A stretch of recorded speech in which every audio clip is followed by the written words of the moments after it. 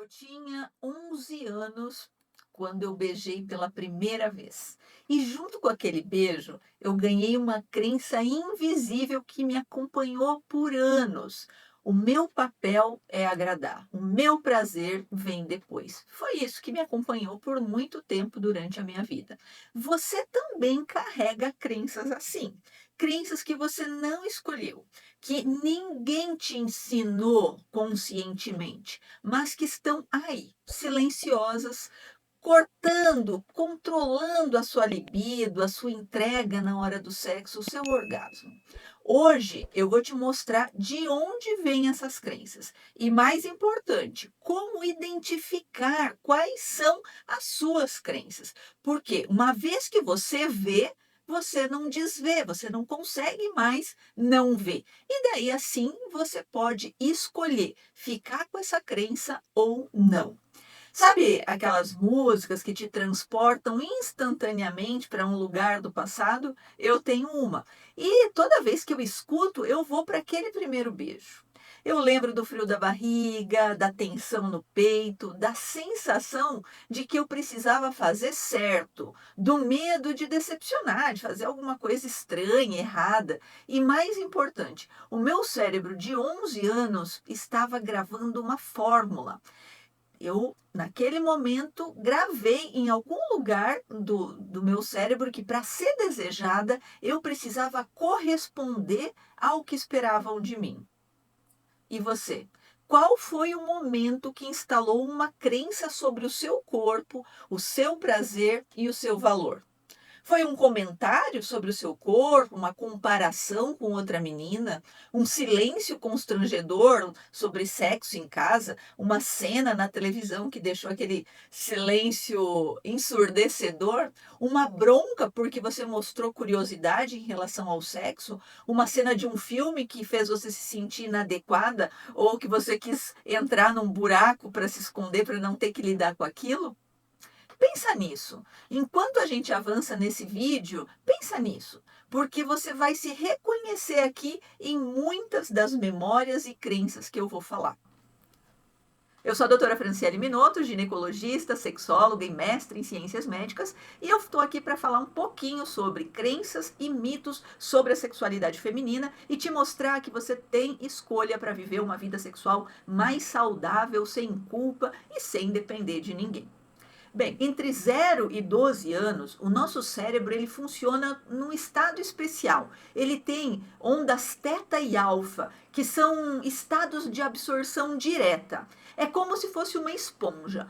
Tudo entra sem filtro crítico. Quando uma situação carrega emoção forte, como vergonha, medo, rejeição, humilhação, expectativa, o cérebro grava aquilo como se fosse um marcador corporal. É como se ele dissesse: presta atenção, isso é importante para a sua sobrevivência. E aquela cena vira uma referência automática. E é por isso que um cheiro te leva para um lugar específico, um tipo de toque te faz travar ou relaxar. E isso não é frescura e não é exagero, é neurofisiologia. Mas tem mais, porque não é só o que aconteceu, é como a criança interpretou o que aconteceu, como a criança entendeu o mundo. Piaget, que é o pai da psicologia do desenvolvimento, descobriu uma coisa importantíssima, que entre 7 e 12 anos, a criança ainda não tem pensamento abstrato completo. Ela não consegue ter abstrair, é tudo muito preto no branco. E ela interpreta o mundo da forma concreta e egocêntrica. Tudo gira ao redor do seu umbigo. E o que isso significa? Significa que tudo vira responsabilidade pessoal, tudo é culpa dela. Ai, os meus pais me separaram por mim, se separaram por minha culpa. Ai, o mundo está assim por minha culpa. Ai, quebrou aquela xícara porque eu pensei que ela ia quebrar, porque eu fiquei com medo que ela fosse quebrar. Então é tudo muito concreto e egocêntrico, é tudo culpa dela. Alguém que não, que gostou dela, ela pensa, ela interpreta: ah, eu fui boa o suficiente, eu sou o máximo. Alguém rejeitou a criança, ela pensa: eu errei, eu sou insuficiente, eu sou uma droga, ninguém me ama, ninguém me quer. Criticaram o seu corpo, ela vai pensar, meu corpo está errado, eu sou estranha. O sexo foi tratado como tabu na frente dela, ou foi falado disso para ela, como se fosse um tabu, ela vai pensar, vai interpretar, ter desejo sexual é errado, é sujo, é perigoso. Viram ela chorando e disseram, engole o choro, para de drama. Então ela vai interpretar, minhas emoções são um problema, eu preciso escondê-las. E aqui que nascem as crenças como eu preciso agradar para ser amada, o meu corpo não é suficiente, sexo é vergonha, desejo é errado, eu tenho que me adaptar para não perder alguém. Essas crenças não surgiram do nada, elas foram construídas passo a passo, silenciosamente. E também tem a teoria do apego, que é como nós aprendemos a amar e fazer amor, lógico. Agora eu quero que você entenda algo que pode explicar muitas coisas. Como você aprendeu a receber e a dar afeto na infância? Isso determina como você se relaciona com o prazer, com a intimidade e o sexo na vida adulta. O apego, ele é dividido, conforme a teoria do apego, em 3 grandes grupos. O apego evitativo, que foi quando a vulnerabilidade doeu, quando te falaram, engole o choro, para de drama, ou que você não se sentiu protegido ou não foi protegido o suficiente. Então essa criança viveu a vulnerabilidade rejeitada. Ela era tratada como adulta. Ela aprendeu que não podia depender de ninguém. As emoções dela eram repreendidas. Ela, se colocasse uma emoção, era vista como fraca, como inadequada. Então ela acabou engolindo as próprias emoções e desenvolvendo o apego evitativo. E o que vai acontecer nesse apego evitativo? O sexo é meio desconectado, a mulher evita a intimidade emocional, porque ela não sabe lidar nem com a própria emoção. Ela tem dificuldade com o prazer dela é lento, ela acha que demora, ela prefere relações sexuais casuais ou distantes, ela tem um corpo tenso e com as defesas altas, é uma pessoa que não consegue receber carinho. O apego ansioso, ele é bem comum em mulheres também, em crianças meninas que viveram um afeto inconsistente, elas não se sentiram amadas, elas não receberam carinho. Ela precisava merecer a atenção, ela não tinha atenção, eu tenho que tirar nota boa, eu tenho que fazer a tarefa de casa, eu tenho que limpar a casa, assim vão me dar atenção. A atenção era uma moeda de troca, ela precisava merecer, ela tinha que agradar para não ser abandonada. Então ela desenvolve o apego ansioso. E como a mulher adulta se comporta? Ela tem um medo constante de não ser suficiente, ela tem dificuldade de relaxar durante o sexo, ela finge orgasmo para agradar e para terminar logo também, porque é uma situação que ela não consegue se colocar por muito tempo. O sexo, ele vira mais performance do que prazer. Ele é focado em agradar, em ser vista como alguém sexy ou sexualizada. E ela tem um hiperfoco no outro. O outro é que é importante. Ela tem uma desconexão consigo mesma. E o melhor dos afetos, que é o afeto, o apego seguro, que é raro, mas é o ideal, é quando a criança viveu cuidados disponíveis e consistentes, onde ela foi cuidada, onde ela recebeu atenção e carinho, onde ela teve as emoções validadas. Se ela chorava, perguntavam por quê, aceitavam o choro dela. Ela não era considerada fraca por ter aquela emoção, ela teve o corpo respeitado, não era aquela, beijo fulano, se comporta, deixa mexer ali, senão, abre a boca para o dentista, senão vai apanhar. E tinham a sua curiosidade acolhida. Ela, quando tinha curiosidade em relação a sexo, a eventos sexuais, algum casal que estava se beijando, ela perguntava o que era aquilo, por que era aquilo, ela foi acolhida na sua curiosidade, ela foi nutrida com informação de qualidade. E daí, como que a adulta se comporta? Ela confia no parceiro, ela comunica os seus desejos e os seus limites, ela vive o prazer sem culpa, ela se entrega com mais tranquilidade e ela tem orgasmo naturalmente, sem fazer força, ela vive o prazer sem culpa. Ela ela tem os orgasmos são mais rápidos e acontecem naturalmente. Então, você se reconheceu em algum? E se você se reconheceu em algum desses, principalmente no ansioso e no evitativo, não é culpa sua. Você não nasceu assim. Você aprendeu a se proteger da única forma que conhecia. Então, não foi porque você quis, foi uma defesa.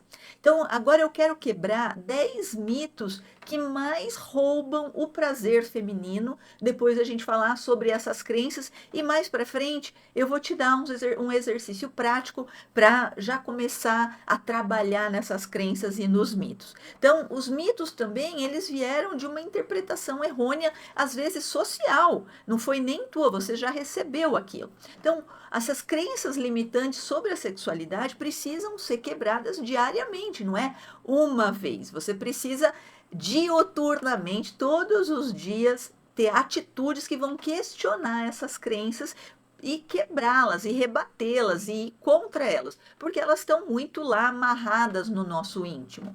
O primeiro mito que eu quero quebrar, que a mulher não sente tanto tesão quanto o homem. A verdade é que mulheres têm um potencial de prazer igual ou maior do que os homens. Eu diria maior do que os homens. A diferença é que o desejo da mulher, o desejo feminino, ele é mais contextual e ele é responsivo. Ele depende da segurança emocional, ele depende da conexão com o parceiro, ele depende do ambiente, ele depende se ela está estressada ou se tem um ambiente de estresse ou não. Qual que é a consequência de eu acreditar nesse mito, que a mulher não sente tanto tesão quanto o homem? É que você acha que o problema é com você. Não com as condições em que você está vivendo. Você pensa que o problema é teu, que vamos tomar um hormônio masculino, que o problema é meu. Eu é que estou quebrada, eu é que sou errada. E você não pensa que não, que muitas vezes, a maioria das vezes, é o contexto e todas essas crenças que estão lá amarradas no teu íntimo. O segundo mito, que sexo de verdade é penetração. 70% das mulheres não têm orgasmo apenas com a penetração. E esse mito é imposto há mais de 100 anos, com aquela história de que a mulher madura ela tem orgasmo na penetração e não no clitóris. Isso é um mito.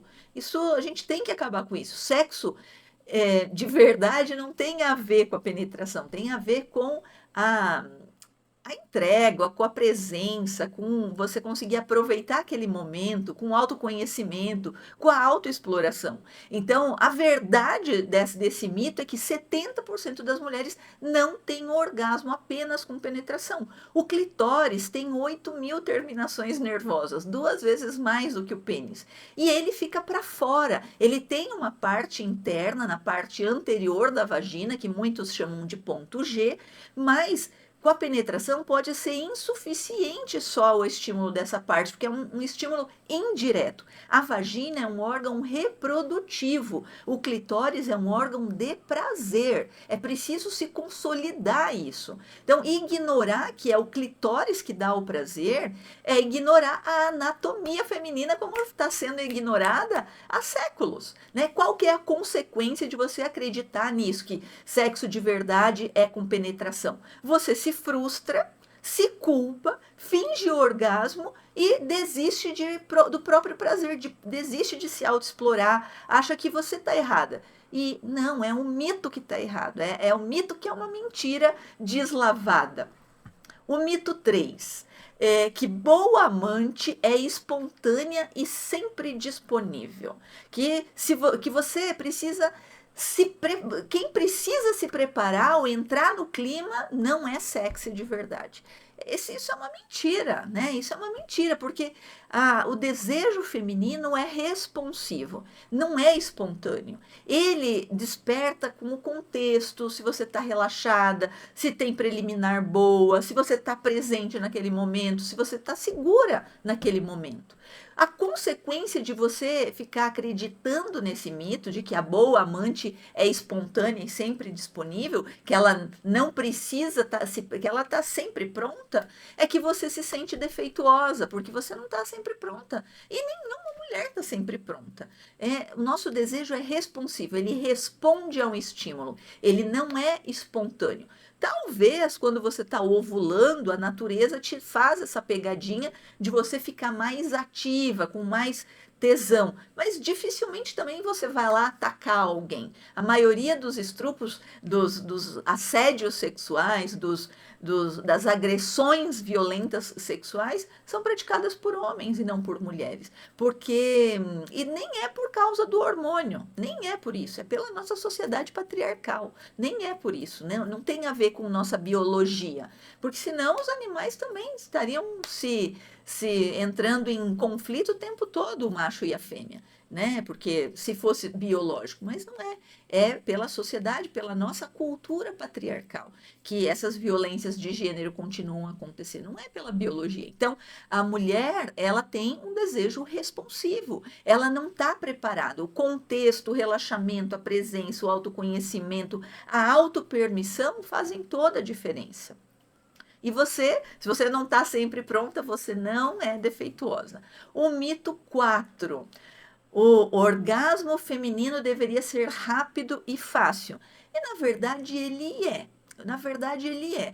Mas as mulheres, por conta de todos esses mitos e crenças, em média, precisam de pelo menos 20 minutos para chegar ao orgasmo, enquanto os homens entre 3 e 5 minutos. Se uma mulher que tem a mente pronta para o prazer, que se permite, está presente naquele momento, se conhece, se aceita, ela também chega ao orgasmo em menos de 5 minutos, como os homens. E às vezes até mais rápido do que os homens, porque a mulher ela é multiorgásmica. Ela não precisa ter aquele evento de resolução depois do orgasmo para ter um novo, esperar um tempo. Não, ela pode ter um atrás do outro. Então, essa coisa de se demora, tem algo errado comigo, é mentira. A maioria das mulheres precisam, em média, 20 minutos. Não por conta da biologia, mas por conta das crenças e dos mitos que elas carregam. E por falta de autoconhecimento e autoaceitação.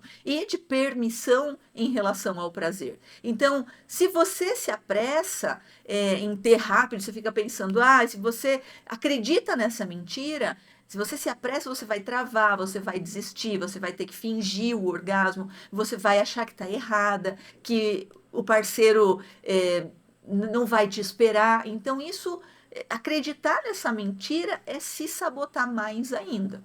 O mito 5 é seu corpo precisa ser perfeito para ser desejável. Então, a mentira que contam é que só mulher com corpo padrão merece prazer sem culpa. E não tem nada a ver, o desejo não é estético, ele é energia, ele é energético. Já não tem pessoa que você olha e de cara você vai com a cara dela, não é nem bonita, mas você fala assim, ai, nossa, achei aquela pessoa lá interessante. A tua amiga fala, o quê? Aquele feio, e para você é uma pessoa bonita, porque bateu aquela coisa de bater o santo.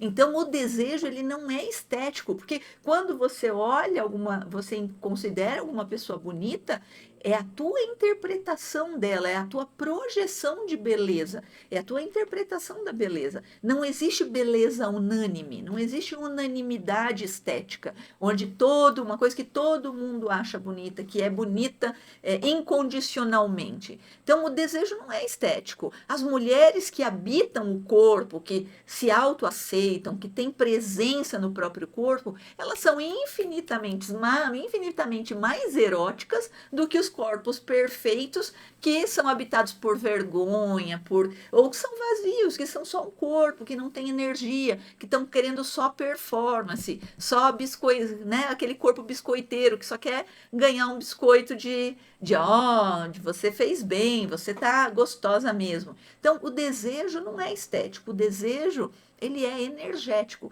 Quando você acredita nessa mentira, nesse mito, a consequência é que você transa de luz apagada, você evita certas posições porque você acha, vai ver isso, vai ver aquilo, vai notar aquilo, e você não se entrega no sexo. Você fica sempre se boicotando, sempre você, ai, o meu peito tá assim, ai, a minha bunda tá assado, ai, o que que ele vai falar, ai, ele vai achar feio. E daí o teu cérebro crítico fica ali só te criticando e daí você não tem prazer, não tem orgasmo e por mais que demore 20, 30 minutos, 40 minutos no sexo, não vai ter orgasmo. O mito 6 é: mulher que gosta muito de sexo é vulgar. Tem um limite aceitável do desejo feminino. Não, é mole o que é mais. Então, passar disso é demais. Quantas de nós já foi repreendida porque riu muito alto, porque colocou uma roupa muito decotada, porque demonstrou mais desejo do que o aceitável socialmente? Quantas de nós já foi reprimida assim? E a verdade é que não existe tesão demais. Existe tesão reprimido que por séculos, por conta da cultura patriarcal, lucra com essas mulheres que não se conhecem, que têm medo do próprio desejo, que se reprimem. Então, não existe esse tesão demais. Existe a cultura patriarcal lutando em cima do teu corpo. Como Michel Foucault falava, é o biopoder. Então, o poder sobre a sua biologia, sobre como você expressa os seus desejos. E a consequência, quando você acredita nisso, que mulher que gosta muito de sexo é vulgar, é que você se censura, se desconecta, se sabota, se recata e se reprime. E né, você se fecha nesse mundo para ser aceita, para não viver a sua sexualidade. O mito 7: a masturbação é coisa de quem não tem parceiro. A mentira que contam: se você se masturba estando em um relacionamento, algo está errado. A verdade: a masturbação é um autoconhecimento, é um mapa para o parceiro, é autonomia para a mulher. As mulheres que se masturbam têm orgasmos mais frequentes e satisfação sexual maior.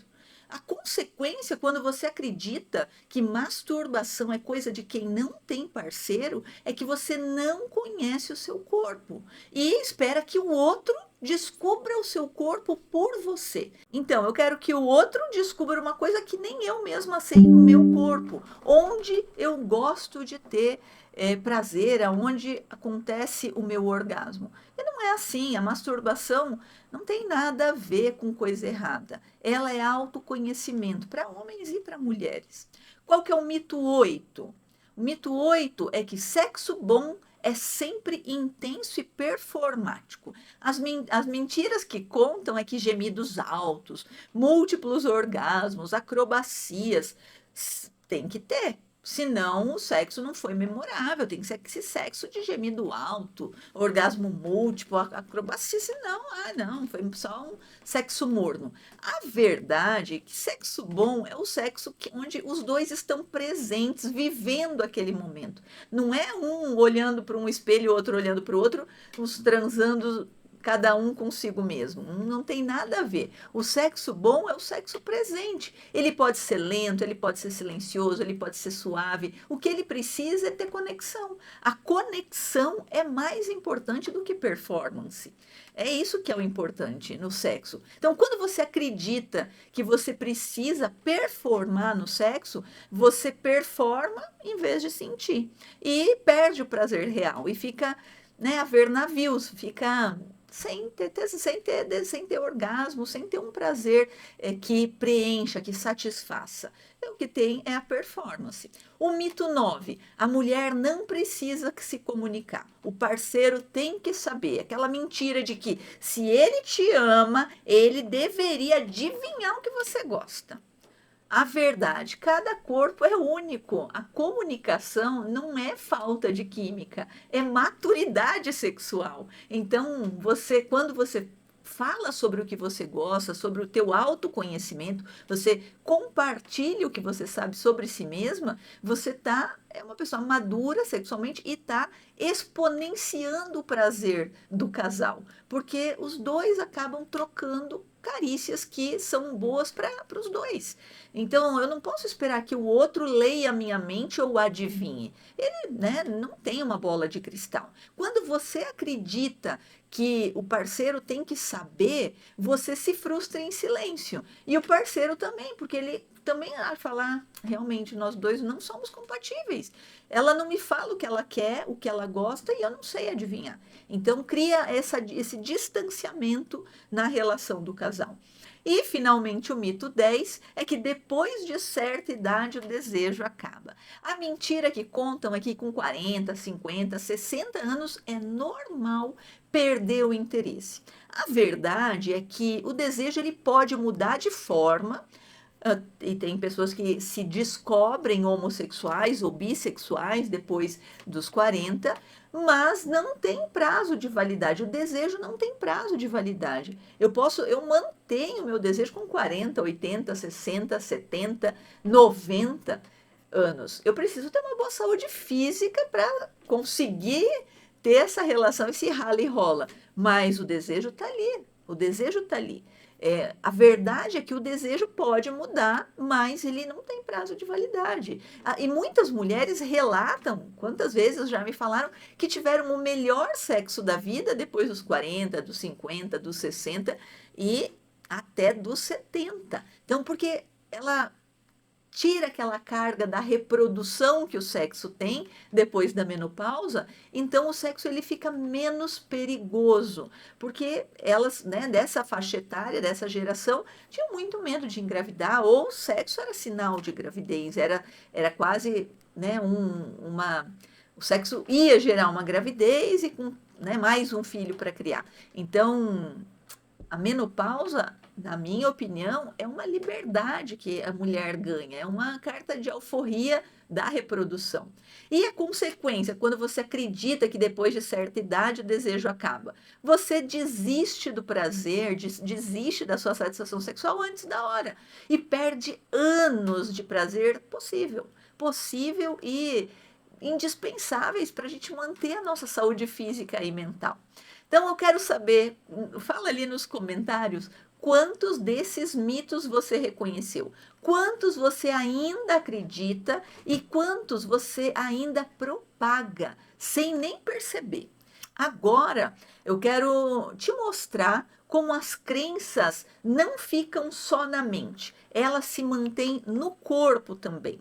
O que os sinais da nossa mente vão sobrecarregar o nosso corpo? As crenças limitantes, elas são mantidas no nosso corpo. Alguns pesquisadores, alguns estudiosos dizem que o inconsciente são os músculos. O inconsciente é o que a gente guarda no nosso corpo, são as nossas defesas físicas. Então, quando você tem um tipo de crença antissexual, o que você vê no teu corpo? Você pode ver tensão pélvica constante, a pelve está sempre contraída. Você tem dificuldade de relaxar durante o sexo. Você tem uma respiração travada, ela não se expande, a respiração não chega no abdômen, ela para aqui no meio. Você tem dor ou desconforto sem uma causa física aparente, você tem anestesia, você não sente nada, você não consegue ter prazer no teu corpo, ou pior, você sente incômodo quando você recebe carinho. No comportamento, o que acontece quando eu guardo essas crenças antissexuais? Eu vou fingir o orgasmo, eu vou evitar a intimidade, eu vou fazer aquele sexo rápido e mecânico, eu vou me distrair durante o sexo, durante o rala e rola lá para passar mais rápido, para não estar presente, eu não consigo estar presente naquele momento, eu vou precisar de álcool para relaxar. E quando eu guardo essas crenças, o que acontece nas minhas emoções? O que acontece nas tuas emoções? Você tem culpa depois de sentir prazer. Será que ele gostou? Né? Você tem prazer, mas será o que ele vai achar? Será que eu não gritei? Será que eu não fiz isso, não fiz aquilo? Você tem vergonha do próprio corpo. Você tem medo de ser demais ou de ser de menos. Você tem ansiedade de performance. Eu preciso, nossa, arrasar na cama, sentada perfeita, chupada fenomenal. Eu tenho que performar. Para eu ser aceita e desejada, eu tenho que performar. E isso te desconecta totalmente das tuas emoções e das emoções do outro. Se você se reconheceu em 3 ou mais dessas crenças, desses mitos, desses comportamentos, lembre-se, isso não é disfunção, isso é história. É o teu corpo dizendo: eu aprendi que não é seguro sentir. Eu aprendi que não é seguro me entregar. Eu aprendi que não é seguro ser eu. E agora a gente começa a reescrever, porque se eu aprendi tudo isso, eu posso reaprender outras coisas, eu posso trocar esse aprendizado. A gente pode mudar essa realidade. Você não reescreve crença só lendo frases motivacionais, só assistindo aulas, só assistindo vídeos ou conteúdos na internet. Você reescreve as crenças quando você compreende a origem delas, quando você nomeia o padrão, quando você cria experiências novas e quando você pratica segurança no corpo, quando você aceita o teu corpo, quando você se autoexplora, se autoconhece, quando você se permite, quando você vive em presença no teu corpo. Então, eu vou te sugerir um exercício prático. Pega um papel e caneta ou anota no celular e completa essa frase. Sobre sexo e prazer eu aprendi que... Daí o exemplo que você pode escrever. Eu preciso agradar para ser desejada. Meu corpo não é atraente. Desejo é errado. Eu sempre tenho que corresponder. Escreve a primeira coisa que vier na tua mente. Sobre sexo e prazer eu aprendi que... Tanana. Escreve o que vier na tua mente. Segundo passo. Vamos rastrear a origem. De onde veio essa crença? Escreve aí, de onde veio essa crença? Pergunta, interrogação. Foi um comentário específico? Lembra lá, naquele dia me falaram isso. Foi uma experiência ruim? Ai, na minha primeira relação, ou eu tive um namoradinho assim, ou depois no meu relacionamento abusivo foi assim, assim, assado, eu vi a minha mãe e meu pai acontecer isso. Outra coisa, uma mensagem cultural, sem perceber, num filme de Hollywood, numa novela da TV, você viu uma cena que ficou marcada, que aquilo reverbera em você até hoje. Ou um silêncio. Eu lembro que uma vez eu estava assistindo TV com meu namorado, a minha mãe, meu padrasto, meus 2 irmãos, e teve uma cena de sexo, teve um silêncio ensurdecedor. Então, você fica aquele desconforto. Então, teve algum silêncio em casa, teve algum problema, alguma cena desconfortável relacionado com sexo na tua infância, na tua adolescência? Escreve. Então, você não precisa perdoar ninguém. Você só precisa ver. Você só precisa voltar naquele momento e falar, foi aqui que tudo começou. Foi aqui. Isso que eu fico lembrando toda hora. Terceiro passo, vamos desafiar a crença. Vou me perguntar, agora você se pergunta para você mesma. Isso é verdade sempre? Ela me serve hoje? Esse pensamento, essa crença está me servindo para alguma coisa? Foi verdade naquele momento, naquele contexto e continua sendo verdade agora? Eu escolhi essa crença conscientemente? Fui eu que escolhi essa crença, vou chamar de minha? Ela me serve? Ela me serve para quê? Para que eu estou usando essa crença? O que eu ganho se eu deixar essa crença para trás? Se eu simplesmente abandonar essa crença? O que eu ganho? E o que eu perco se eu abandonar a crença? O desafio da crença é um exercício diário. Não é uma vez que vai resolver, não são duas. É toda vez que algum evento te trouxer aquela crença, você conscientemente perceber aquela crença, você vai se perguntar, ela me serve para alguma coisa? O que eu ganho com ela? O que eu perco se eu deixar ela para trás? O quarto passo do exercício é criar uma nova crença. Essa sim, você vai escolher. E é importante, ela precisa ser realista, não pode ser uma utopia, né? Uma coisa fora do natural, do comum. Ela precisa ser específica para você e ela tem que ser formulada no positivo. Por exemplo,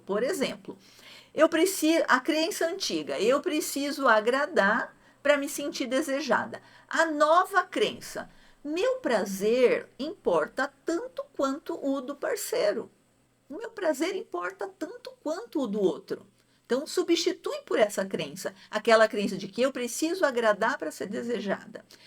Um outro exemplo, meu corpo não é suficiente. Vamos trocar por: meu corpo merece ser habitado com presença. O meu corpo é meu e eu estou presente nele. Eu aceito o meu corpo. O meu corpo é meu e eu estou presente nele. Eu o aceito. Por bem ou por mal, ele é o meu lar. Ele é onde eu moro.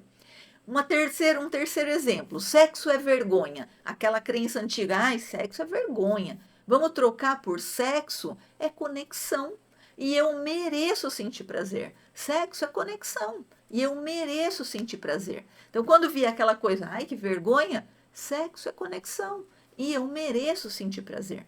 Um quarto exemplo, aquela crença antiga: eu tenho que ser sempre, tenho que estar sempre disponível. Eu vou trocar por, a minha nova crença vai ser: eu posso dizer não. E isso não vai diminuir o meu valor. Eu posso dizer não e isso não vai diminuir o meu valor. O passo 5 é um passo mais prático, ele não usa só o racional.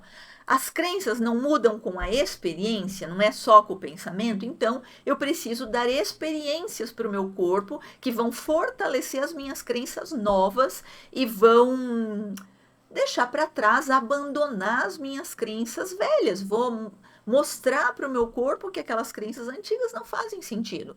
Como que eu faço isso? Para fazer experiências novas, fazer experiências boas. Eu vou fazer uma respiração pélvica, que o que é? Eu inspirar e levantar o meu abdômen o máximo, levar o ar até lá na pelve mesmo.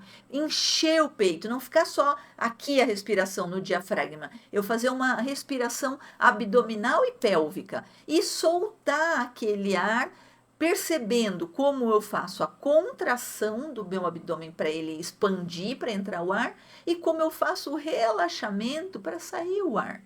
Como eu vou saber a diferença entre tensão e relaxamento. Tensão e relaxamento. Então, todo dia, pelo menos 5 minutos, fazer essa respiração profunda pélvica. Isso é que é respiração profunda. Respiração profunda não é só encher o peito, é encher o abdômen, encher a pelve também.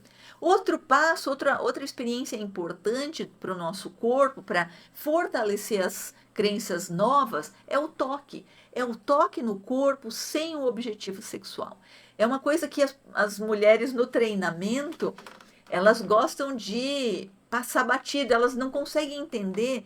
Elas começam a sentir alguma coisa no corpo, um arrepio, um desejo, e elas já querem ir com o objetivo sexual para o orgasmo. Não, calma, calma, eu preciso mostrar para o meu cérebro, eu preciso convencer ele de que é bom mexer no corpo, é bom ter toque, o toque libera ocitocina, endorfinas, dopamina, e no orgasmo isso tudo é liberado também numa alta concentração. Então, começar com o toque sem objetivo sexual. Começar com a presença, eu reconhecer o meu corpo, nomear as minhas sensações sem o julgamento. Isso é um passo importante para eu me conectar, para eu me reconectar com o meu corpo e estar presente nele e colocar melhores experiências para fortalecer as crenças novas e abandonar as antigas. E a comunicação, né? A comunicação é fundamental. Dizer em voz alta, pode ser sozinho ou com o parceiro: eu gosto quando acontece isso, eu gosto quando faz aquilo, eu gosto de sentir isso, eu gosto de sentir aquilo, eu preciso ser tocada, eu preciso ser beijada, eu preciso de penetração, eu preciso de toque no clitóris. Ok, isso é um jeito de comunicar ao teu cérebro que as coisas que você está escolhendo e não que você engoliu sem escolha, não que você pegou no ar, na tua vivência de infanto-juvenil. E o outro passo importante é o diário do prazer, é escrever, é colocar no papel um momento de prazer, que pode ser sexual ou não, para te reconectar com as tuas emoções, uma vitória que pode ser a mínima, uma vitória pequena, mas uma vitória, uma crença que você desafiou, falar: ela veio e eu, matei a cobra e mostrei a cobra morta. Eu desafiei e ganhei. Então, isso tudo faz com que a gente vá deixando essas crenças e mitos que bloqueiam a nossa sexualidade e vá construindo novas crenças, novos direcionamentos para a nossa vida sexual, novos desejos, novos prazeres. É isso que faz diferença. Não é o hormônio, não é um remédio para um psicotrópico para ansiedade, não é isso. Antes de mais nada, para eu ter prazer, eu tenho que lidar com os mitos e as crenças que eu carrego, e carrego não só na mente, mas também carrego no meu corpo.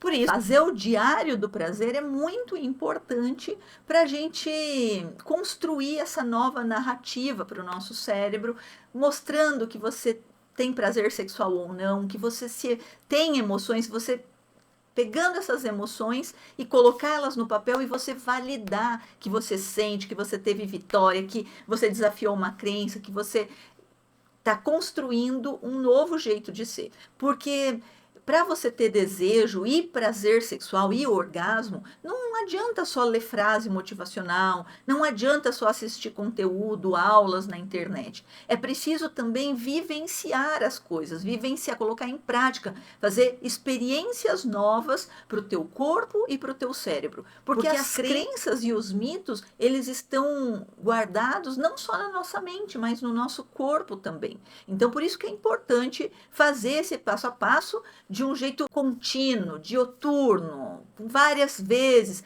para você criar uma nova realidade sexual na tua vida. Aquela menina de 11 anos que beijou com medo, ela não tinha como saber, mas você adulta tem. E você sabe o que isso significa? Significa que você tem escolha, você pode continuar carregando crenças que não são suas ou começar a escrever novas. Você pode continuar performando ou começar a sentir? Você pode continuar achando que o problema é você ou entender que o problema nunca foi você? Você pode. A sua sexualidade não é defeituosa. A sua libido, o seu desejo sexual não está quebrado ou desgastado. O seu corpo não está errado. Você já aprendeu a se proteger. E agora você pode aprender a se libertar. E isso não é trabalho de um dia, mas todo dia que você escolhe ver a crença, ver de onde ela vem e desafiar ela, você já está se transformando. Você merece prazer sem culpa, desejo sem vergonha, orgasmo sem performance, sexo com presença. E uma vida onde o seu corpo é casa e não batalha, não campo de batalha. Se esse vídeo mexeu com você, deixa um like, isso ajuda outras mulheres a encontrarem esse vídeo na internet. E compartilha com aquela amiga que precisa também ouvir isso. Comenta aí nos comentários qual foi a crença que você mais se identificou. E sim, eu leio todos os comentários. E se inscreve no canal também, assina o sininho. Aqui eu falo de sexualidade feminina, saúde feminina, consciência, profundidade, zero vergonha, zero tabu. Nos vemos no próximo vídeo. E lembre-se, você não precisa ser perfeita ou performar. Você só precisa ser.